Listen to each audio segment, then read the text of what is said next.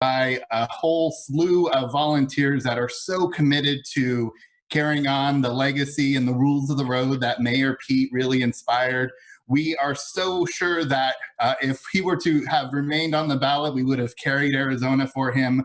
But we're so glad to continue to carry the message that he has inspired across the nation, and especially in his work now with Win the Era PAC. We were so excited to see the first slate of candidates, 22 remarkable leaders across the state that really are a new generation of civic servants and leaders for our country. And I was just especially proud to have an Arizonan included on that list. So Jevin, thank you so much for stepping up, throwing your hat in the ring. Mayor Pete, it is such an honor to welcome you virtually back to Arizona. In a way, we were so glad to have Chasten near the tail end of your campaign, who just had a rambunctious house party, really. It was a lot of fun. And we certainly hope Truman and Buddy are doing well. It's been great to continue to follow all the things that you're doing up and down the ballots. And of course, we're excited to have your leadership and your support of our very own Jevin Hodge. So today we're going to hear a bit about what Mayor Pete is up to. You can learn more about Jevin Hodge, and we'll end with a really nice closure. We'll have some Q&A as well.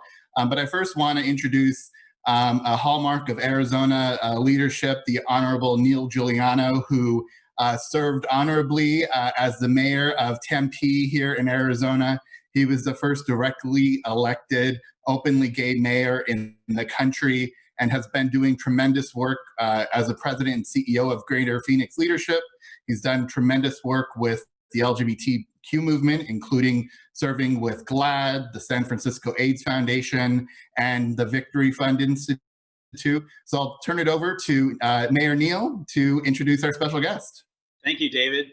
It's an honor for me to be able to participate in this for my friend Jevin, and also for Mayor Pete. Mayor Pete doesn't need an introduction, of course, to anyone that's on this line this afternoon. We all know so much about him, but I want to just acknowledge a couple things and why we're so appreciative that Jevin is involved with the work of the Win the Era. Maricopa County for the last 3 years has been the fastest growing county in the United States of America. Within Maricopa County, of course, the 5th largest city in the country, of Phoenix, a very diversely growing place in the United States. And of course, we all know the importance of Arizona in an electoral map and just in terms of moving the country forward. And so as we thank Mayor Pete for doing this and Win the Era doing it for Jevin, I want to just say thank you to Mayor Pete for what he brought to the dialogue that has taken place over the last year or so since he started his campaign. And I think of authenticity. I think people, especially because of having been a mayor, there's no escaping your constituents when you're a mayor. It keeps you humble. It keeps you close to what's really important. And that came through so powerfully on the campaign trail with how Mayor Pete talked to people, listened to people, and engaged with all sorts of people as well. He knows the importance of bridge building. He knows the importance that we can't move to the future by ourselves. We need to bring other people along. And that's going to mean people of all parties, of all backgrounds, to strengthen our nation into the future. And then I would have to say, overwhelmingly, we were all incredibly impressed by the depth of his knowledge base, the way that he commands information and commands process. And I mean that in the very best sense of the word. That is so important for our elected leaders to have in an increasingly challenging, complex, and difficult world that we have to get through and govern. So Mayor Pete, it's a thrill to have you involved and have your focus on Arizona here. Again, welcome back. I understand you were back here it was maybe 16 years ago in the 2004 cycle. There was a little presidential debate held in Tempe, Arizona, right across the street from where I live. And someday we hope to do another one of those in Arizona, and it'd be great to have you back for that as well. But thank you very much for being involved in this, and it's great to have you with us tonight. Well, thanks so much, Mayor, first of all, for the kind introduction. And also, I'm very mindful that I was standing on the shoulders of leaders like you and what you did in order to carve a path for somebody like me to be the first executive here in the state of Indiana to come out while Mike Pence was the governor of this state. Something that only was possible for me because in even much more challenging times, people like you were able to really just break down the doors of that glass closet. And so I want to thank you for that and for your leadership as mayor and for lifting up the importance of the local, which is one of the reasons we're here. I'm observing two things right now in terms of our politics, just nationally. And there's a very ironic collision between these two things. One of them is we're seeing even more than before how important the local is. We're seeing mayors and governors stepping up because the president is not leading us well or providing any kind of leadership on pandemic response. We're also being reminded about the fact that with our democracy on the line, the truth is, in our country, for better or for worse, elections are managed by county officials and state authorities. As a matter of fact, the Maricopa County Board of Supervisors' responsibilities touch on, among many other things, elections. So my point is, for that and so many other reasons, we're seeing more than ever the importance of the local. On the other hand, there's less attention to go around. Even in the best of times, in a presidential campaign year, it's tough to make sure that a national community of supporters is hearing about what's happening with these great candidates in important races on the ground, even more so in a condition of a national emergency. And that's one of the reasons why we thought it was important for our effort, Win the Era, which is designed to carry forward the values and candidly, the network of supporters that came together around Pete for America and bring that forward long past any individual presidential campaign. That was very important for that effort to be making endorsements at every level. You may have seen me as a candidate often saying that I might have been running for president, but don't let us get caught treating the presidency like the only office that matters. And here's a great chance to make good on that. For the same reason that as a mayor, I believe in mayors. I believe that these county offices that maybe don't carry the same glamour as the hottest Senate race or the race for the White House are often more significant in terms of their direct measurable impact on people's lives. And so it's very much in keeping with what we were doing with Pete for America. And David, I want to thank you for your support and everything that you did and continue to do, not just in the context of that campaign, but this organization we built, because we have a chance now to carry that forward. And the best thing that we can do, that the community of people who took the trouble to go to rallies, to gather at events, to see me and Chasten speaking, and yes, to click online and send a few bucks in, which hundreds of thousands of you did. The best thing we can do now is turn that around and make sure we're supporting worthy candidates. And so right alongside my energetic efforts to support Joe Biden for president, I think it's very important that we support candidates like Jevin Hodge. Matter of fact, you might have seen there's a story that hit today about what I was doing in my confinement. And Jevin's name came up as an example of the kinds of candidates I'm excited for us to shine the light on. And I want to tell you some of the reasons. First of all, our Win the Era effort is centered on making sure that we support generational leadership. Now, that could mean candidates of any generation who have a view toward the long run in terms of the issues that they're focused on. But it especially comes to light with a candidate like Jevin, who I believe is going to be a leader who will be making an impact and making a difference for a very long time. Part of me feels a little queasy about being old enough to point to a younger generation of leaders, but I guess that's the way of the world. And I'll tell you, it gives me a lot of hope and a lot of excitement to see someone like Jevin and see his generational leaders stepping forward to make a difference. We also talked a lot about belonging. You know that was a theme of our campaign. I believe we were partly responding to a crisis of belonging in our country. And when I look at what Jevin represents and what's laid out in his platform for this office, and just in his approach, even in his volunteer and professional activities, he's somebody who I think is passionate about creating a sense of belonging for young people who may have been on the economic margins, for youth of color or of different status who are not included fully in our economy, in our society, in our political life. For young people who, for whatever reason, whether it's gender identity or sexual orientation, or just the language that is spoken in their home, aren't always getting the message that they belong at the very moment when so much depends on creating a greater sense of belonging and solidarity that is necessary for us to navigate the health and political and even climate crises that are at our feet. And so this is an opportunity, a race where I think that question of belonging is at stake. I love pioneering campaigns. I guess I feel that way as a Democrat in the state of Indiana, as somebody who, as Mayor Neal mentioned, cut my teeth my very first job out of college in that headquarters at Central and Thomas. I don't know if it's still there. I'd been offered a job I thought I'd been offered the job on the Kerry campaign. Found my way to Washington, crashed on a friend's couch, and got the phone call from the state director in Arizona, Doug Wilson, saying, "I hear you're my new research director." And I thought, well, okay, I guess that means I work in Arizona now. And he said, "Do you have a car?" I said, "No." I said, "Well, if you can get your hands on one tomorrow and start driving, then by Friday you can show up here and get to work." And so I saw also the pioneering quality of what so many Democrats are seeking to do in Arizona, a state where the demographic and social changes make it more important than ever for us to elect great candidates. But that doesn't just happen on its own. The map won't save us. Statistics won't save us. We have to do the work. And I see that commitment to doing the work in Jevin. Another thing is substance and policy. I'm looking for candidates who show an eye toward the future in the policies that they care about.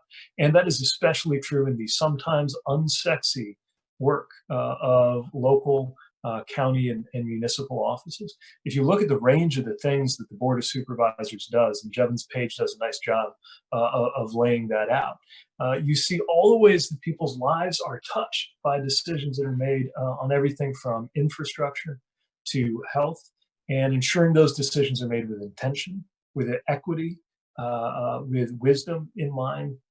That's something that's going to matter a whole lot, even if it doesn't command the national headlines that every stray tweet in a presidential campaign usually does.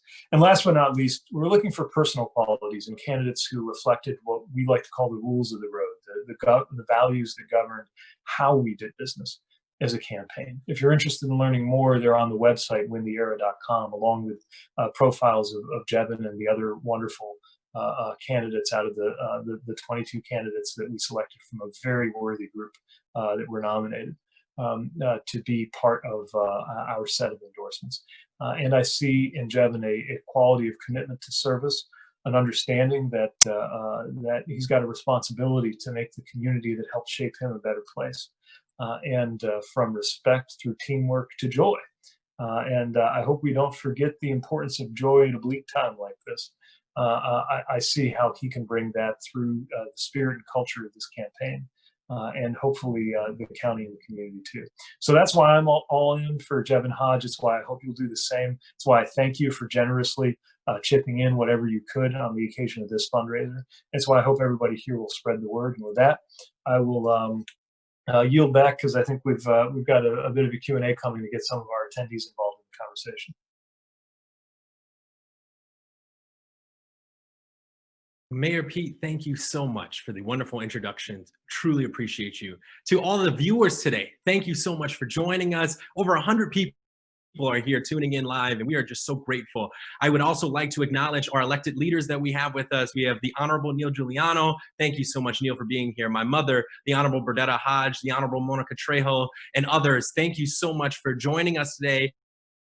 And to all of the Team Pete, Team Hodge supporters, I am overwhelmed with excitement and joy. I'm left and filled with love. I can't tell you how much it means to me and our team and our movement that we are building for you to stand behind us and join us in this fight to make America, Arizona, and Maricopa County a better place for all people. It means the world to me. My name is Jevin Hodge, and I am your candidate for the Maricopa County Board of Supervisors.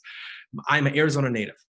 I love everything about Arizona. I live, breathe, eat, think all things Arizona. I am born and raised in Tempe, Arizona, where the Honorable Neil Giuliano served as the mayor. I grew up looking up to that gentleman, and I've been involved civically for many years, from serving as a nonprofit leader to my volunteer years to working as an executive at the Boys and Girls Club, a director of summer programs. I went to the George Washington University in Washington, D.C., where I got the taste of real politics, and I've been involved in campaigning from the copy boy running to get paper and coffee on up to the national spokesperson on the candidate. By day, I serve as a social impact consultant, strategic communications guy, and I work for a firm called Link Strategic Partners, where we get to work with governments, nonprofits, the private sector, and help them solve their problems and communicate their message. I have a lot of my colleagues on the line with me today, so hello to you all at Link. And I would like to say a very happy birthday to Miles Aiken. It is his 2-year-old birthday, and he's tuning in today from Washington, D.C. Miles, happy birthday. Thank you for tuning in, my friend. I was there the day you were born, and I'm excited to watch you grow up.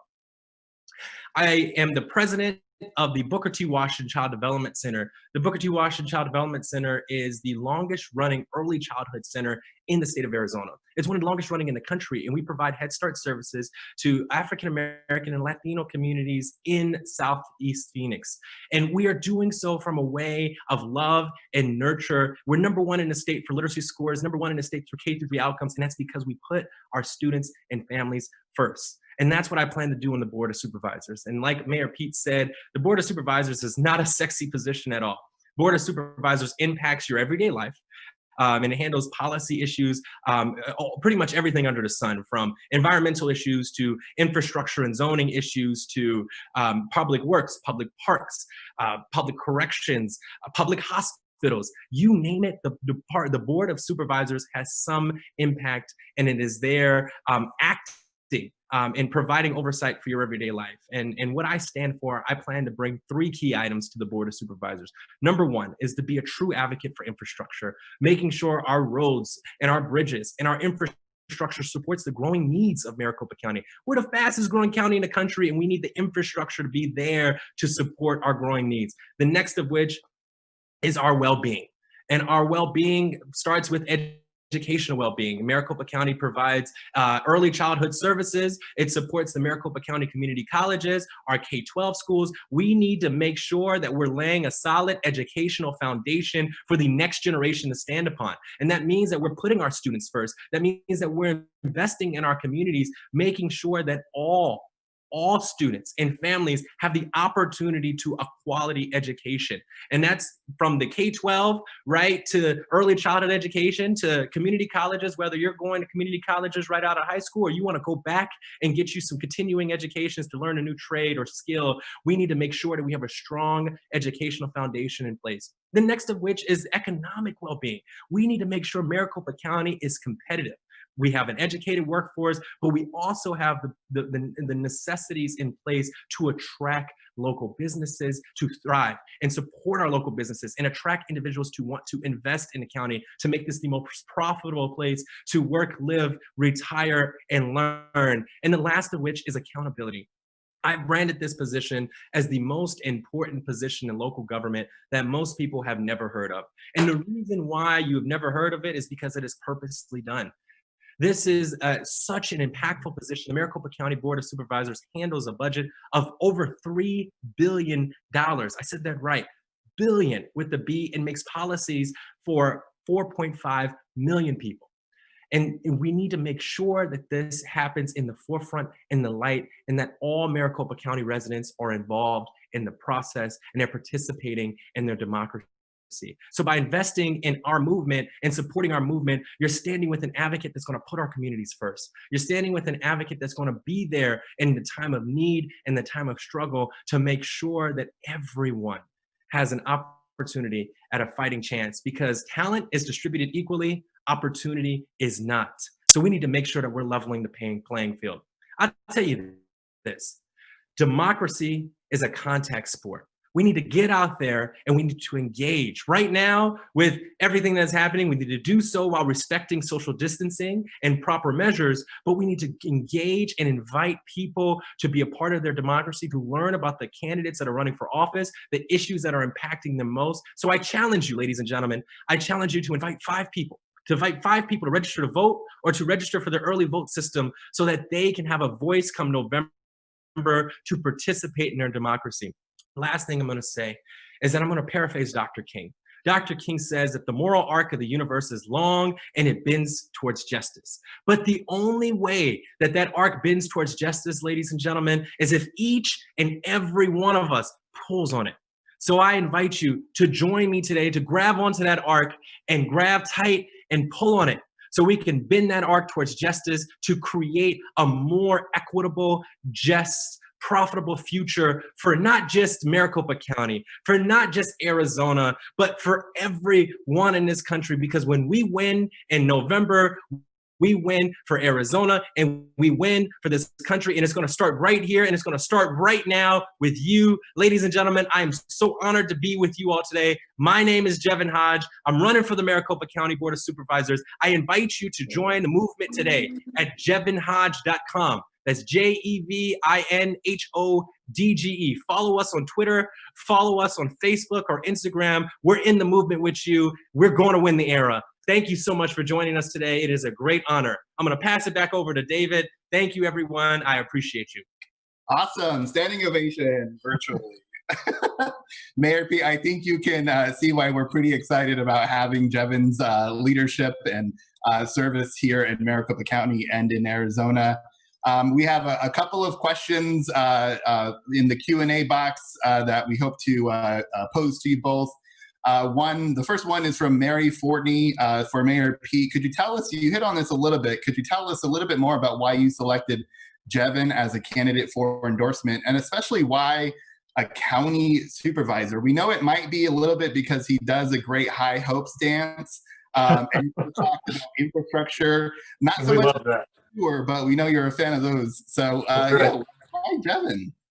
Yeah, look, this is, first of all, this is a season that's going to require the kind of energy and heart and intelligence and hustle that you just saw in those offices that are nearest to our lives. And frankly, especially the ones that don't always command the kind of glitz and glamour. Look, I don't know that anybody's ever sat on his mother's knee and said, one day I want to be a county supervisor. But if you think about the effects that, as he said, the dollars, the taxpayer dollars that are being managed and decided on in these decisions that happen often without a whole lot of public view, and therefore that accountability is so important because you need somebody who carries that and who thinks of ways to make sure that constituents are present in all of those decisions that are made.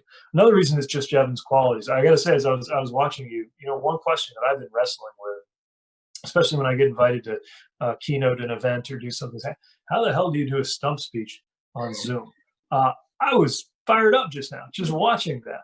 And even without having the chance of seeing all of the faces rising and falling, although you probably saw in the comments how fired up you've got the Win the Era community right now. The ability to do that, and the ability to do that when you're in front of a crowd, which I can't wait to see, or whether you're just beaming into our living rooms and spare rooms and home offices here.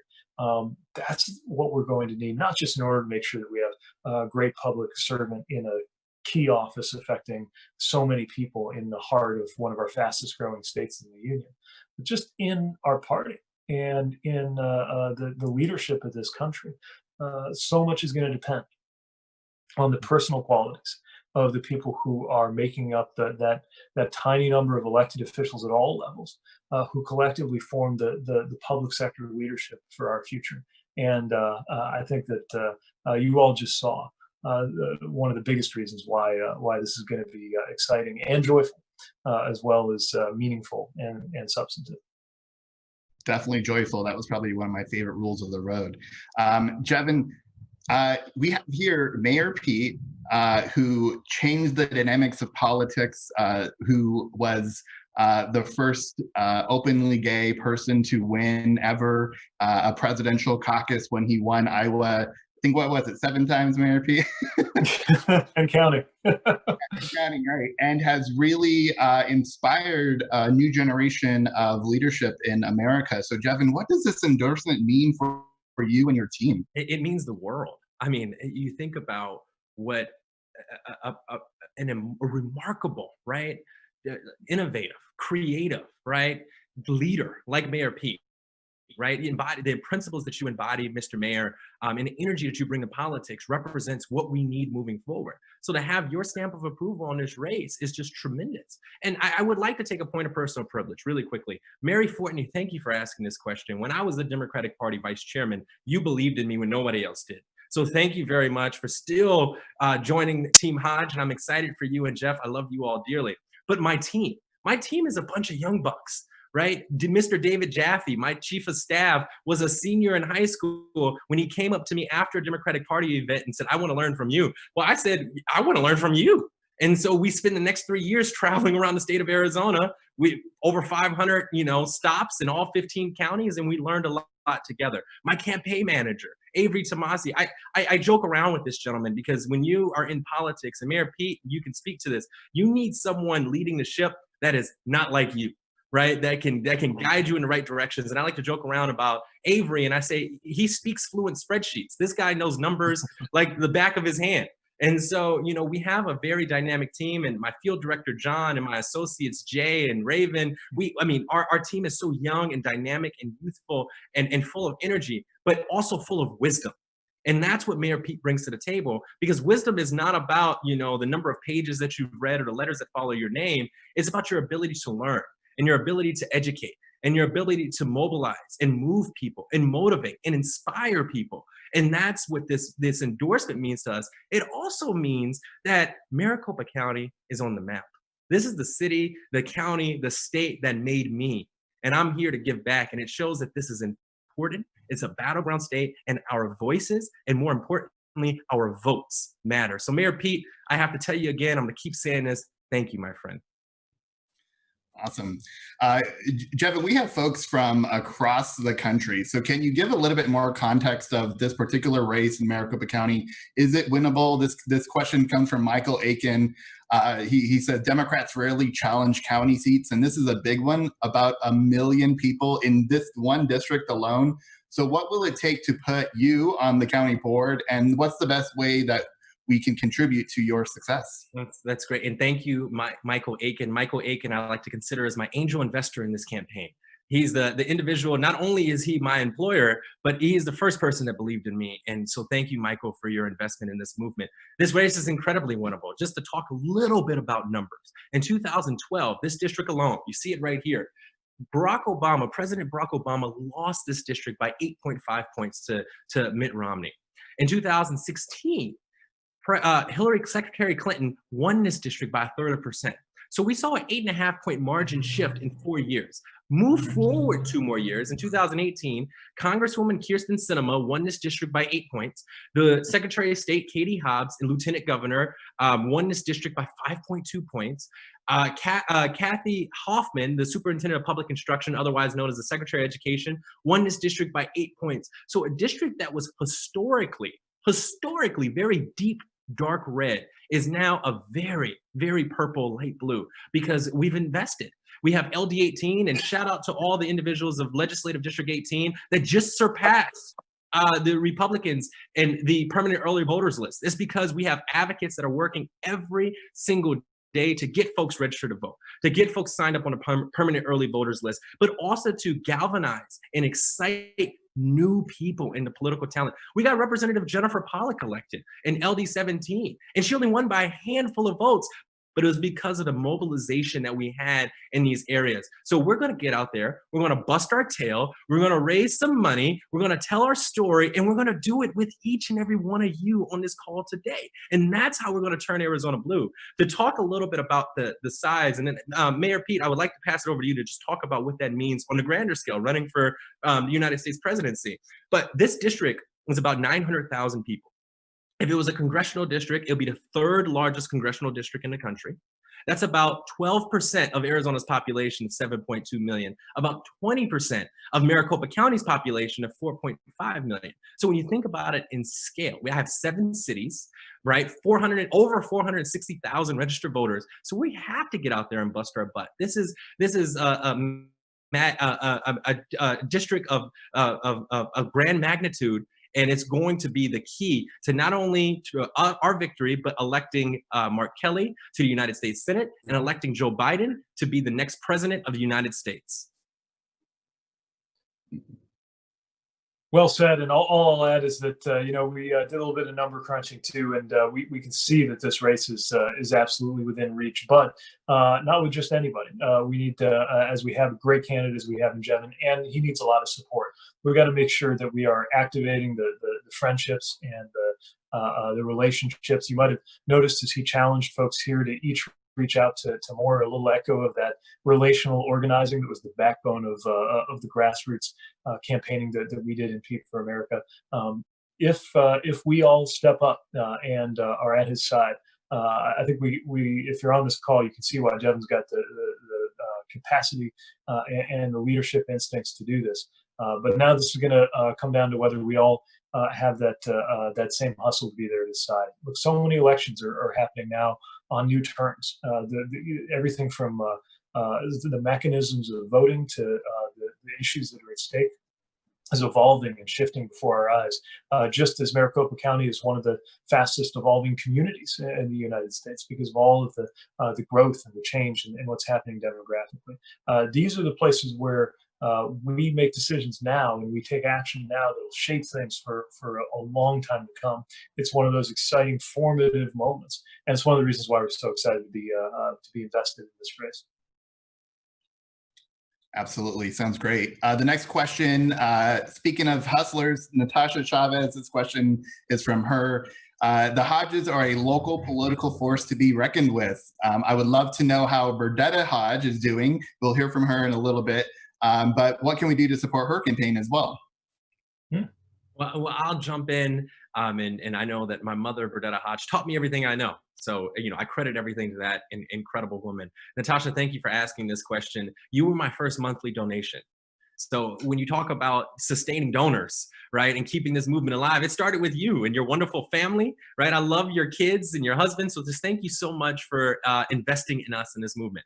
If you want to support Burdetta Hodge, the true mastermind here, go to Hodge, HODGE, 4, the number 4, TUHSD, Tempe.com. Tempe Union High School District Governing Board is one of the best, in my opinion, I'm a Tempe Union graduate, high school districts in the country. And some of the most innovative programs. And I know that, and my mother will be on a little bit later so she can talk to you more about this, but they were out handing diplomas today. They did a digital graduation yesterday, and they're just doing some incredible, remarkable stuff. So if you want to get out there and you want to support a leader that is just truly remarkable, innovative, creative, thoughtful, filled with joy and loving, support Burdetta Hodge. That woman is everything.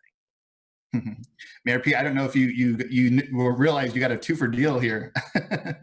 I am. It's I'm excited. I know we'll hear from her in a moment, and so excited that she's got such presence in this story as well. Having mom support is important for sure. More questions coming in. Thank you so much for everybody putting them in the chat box and the Q&A box. This question from you, Mayor Pete, from Kristen Gwynn, who is one of your huge supporters and canvassers here in Arizona. What suggestions do you have for how to win a campaign among months of likely social distancing? Have the ability to speak to people at the doors. So what would you say are the most effective tools in the toolbox that we can use to get Jevin elected? Well, some things have changed completely and some things haven't, right? I mean, if you break it down to the most fundamental level, right, an election is getting more people to vote for your person than the other person. And what still matters so much is that human-to-human contact. It's also always been the case that the most powerful thing that can move somebody is personal contact, especially from somebody they know. And so each time we win over a supporter, using a model of relational organizing, they are empowered to go out with their own story of why they're drawn to this campaign, and especially in campaigns that aren't going to be on TV every day. That is so powerful and so important. It takes resources, it takes dollars. I know this is a tough time to ask anybody for financial support because of the economic challenges that so many are facing. But if you're able, that makes a big difference, allowing Jevin to get his message and his word out. And in a digital era, maybe some of what you would have spent on palm cards to go hang out, to go hand out, going door to door, maybe instead that's going to your Zoom license so that you can have more events online. People are shifting resources, but it still for sure takes resources. A big thing is remembering that geographically we're not confined. On one hand, we've been stripped of the opportunity to go door to door and talk to neighbors. On the other hand, a virtual phone bank is something you can do from anywhere, and calling and explaining again in a way that's true to you why you were motivated to be part of this campaign and to support it. That can make a huge difference. Campaigning's gone through radical changes before. There was a story recently that reminded us that 120 years ago, it was considered sort of improper for a candidate to campaign on their own behalf, especially for president. You just wouldn't do it. You're supposed to stay at your house and let people come to you. That's what William McKinley famously did. It was the front porch campaign. It seems bizarre now, but in a way, we're right back there, right, with a candidate for president once again campaigning from home. So it's not the first time big changes have happened. It's the first time we've had to do it overnight like this. That's the big change. And so on everything from creatively thinking about how to reach those voters, especially those who might be on the margins on how to vote or on the margins on whether to vote, right? Making sure that we've communicated why it matters so much, especially at a time like this. That could make all the difference from a turnout perspective. Again, I think we've got a tailwind in terms of people seeing how important these offices are and how important government is. And we got a headwind because elections themselves are getting more complicated. Unless you're in one of those areas where people have always voted by mail no matter what, we're getting ready for some changes. All the more reason for us to be on our game and reaching others in every way we can think of. Got it. Thank you so much, Mayor Pete. Jevin, what sort of new campaign strategies do you have in this era of social distancing? I like the new masks that folks who donate can get. I wish I had one. Well, if you look online, we have the new mask that we have created for the campaign, but I basically would just retweet everything that Mayor Pete said, simply because we have to be innovative. We have to be creative. I actually would like to pivot and talk a little bit more about the personal aspects. With the social distancing, it's really hard because super extroverts like myself need that human engagement. So I'd like to take a moment to shout out my brother, Jason Hodge, who has been somebody who I've been leaning on his shoulder heavily, and talking to him about everything and the stresses of running for office, and even just simply that much, calling your favorite candidate or sending them a text to see how they're doing, that makes a difference. So I've said this before on the Win the Era call. It comes down to time, talent, and treasure. If you can donate a few minutes, come on out and donate a few minutes. If you have a talent, graphic design or others, button making, dedicate your talent to the campaign. And if you have a few extra coins lying around, please feel free to give it to your favorite candidates. I yield my donations to Hodge today, so feel free to support them. And also the last piece of that would be just check in on them. My brother does a really good job of checking in on me and some of his favorite candidates, and that's just another way that you can be supportive, just sending them some love. And the love, I love that. The whole concept of relational organizing, Mayor Pete, is something that you really inspired. I know the team here in Arizona that works so hard for your campaign, folks like Catherine, Amanda, Mark, Brandon and Melissa, Amy, Michael, Stephanie, Sue, Kristen, Don, Lori. There's a whole slew of folks that are still connected actually from your run. So that your sort of movement continues, and we're proud to lean on towards Jevin now with your endorsement. Well, thanks. It means a lot to hear about the community that was created and the way that you're supporting one another and the way that you're turning around and helping support great candidates like Jevin. It just warms my heart that we built that family. And I mean, it's great to hear how that rhymes with the literal family affair that the Hodges have going on here. So I can't wait to be able to celebrate this with you in person when circumstances allow. But in the meantime, this is the next best thing. Absolutely. Yeah. Relational organizing, literally. So I'm proud now to toss it over to the Honorable Hodge, who is doing a phenomenal job as president of the Tempe Union High School District. She's been a remarkable leader. She was broke the barriers too with her service in the city of Tempe as the first African-American woman to serve the city in that role. And I think the most proud title I think she may have is mother of the next county supervisor for Maricopa County. So Ms. Hodge, take it away. Thank you, David. I want to first say, hi, Mayor Pete. How are you doing? Hello, how are you? Nice to see you. I'm doing well. Thank you so much. I'm here. As I said, I'm Burdetta Hodge, and one of my #1 titles I have is mom. So I have two wonderful sons. And before I get into anything else, I want to tell every graduate that's graduating in the next couple of weeks, congratulations. And through all of that adversity that you have went through, you will scribe in life in ways that you never even believe you will. So congratulations again to every graduate on every level of 2020. I get the pleasure of doing the last thing, and that's the ask, because moms are good at asking for things. And one of the things I'm going to ask for is that to win this campaign, we have to have the money. We have to have it's a grassroots campaign, and we're not going to have the gigantic big donors that other campaigns will have. So our goal is to get to $5,000 today. And I would hope if I can find at least one person who want to donate $5,000, or even two people who want to donate $2,500, or five people want to donate $1,000, or even to the fact that we can break it up and do $25 donations or $50 donations. But whatever you can, please open your hearts and your pocket and donate to my son and his cause. I thank Mayor Pete for bringing all these wonderful people to us that we would not have at any other time. Thank you so much. And I can't wait to meet you in person.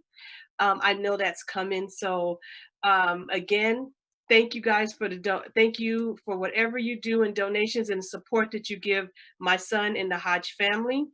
I also want to close on saying that Mayor Pete and Vice President Biden have a grassroots town hall tomorrow, which will start at 4 p.m. Eastern, 1 p.m. Pacific. So please join in, because not only do we have to get Jevin and everyone else elected, we definitely have to get Vice President Biden elected as president. So I just want to say thank you to everyone. And again, thank you so much, Mayor Pete, for all that you do. Well, thanks. If you weren't already convinced, I think that's an ask that should be compelling to all of us. And I'm starting to get a sense of where Jevin gets his passion and his skill. So I'm an admirer of your work in more ways than one. Thanks for being part of this, and thanks for your leadership too. Thank you so much. Have a great one, everyone. Thank you for tuning in today. We appreciate you. We love you. And let's get out there and let's win. Have a great one. Okay. Thanks, everybody. Mm-hmm.